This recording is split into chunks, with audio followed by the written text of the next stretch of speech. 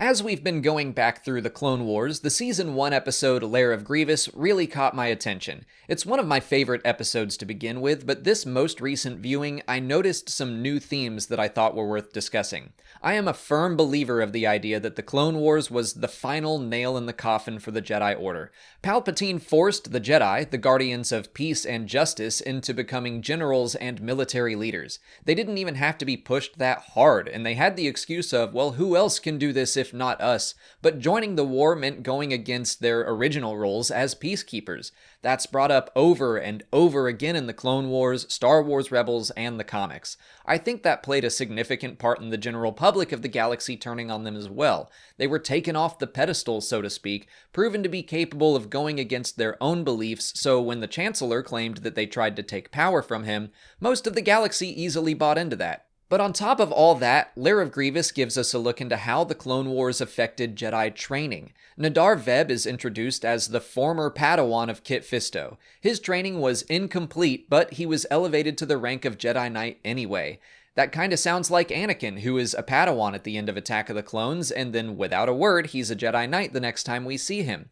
It sounds like the Jedi Council was okay with cutting some corners to get more Knights serving as generals on the front lines. The clones need leadership? Okay, no problem, we'll just promote a Padawan. In the case of Nahdar, he is clearly not ready. The moral of that episode is that those who have power should restrain themselves from using it. Kit Fisto delivers that line after seeing some red flags from Nahdar. He uses the Force to do simple things like turn a chair around when he's right next to it. He goes a little overboard when attacking battle droids. Basically, he has power and he intends to use it whenever he wants. To simplify a Jurassic Park quote, just because you can do something doesn't mean you're justified in doing it. As the episode continues, Nahdar just keeps going farther and farther down that path. He seeks revenge without remorse. He seeks glory in battle. He's definitely prideful, thinking he can take on General Grievous alone. That proves to be his downfall, but I want to play What If and explore where Nahdar might have ended up had he survived. A few months back, I was lucky enough to chat with Henry Gilroy, who wrote for both the Clone Wars and Star Wars Rebels. I asked him about the origins of the Inquisitors, and this is what he had to say.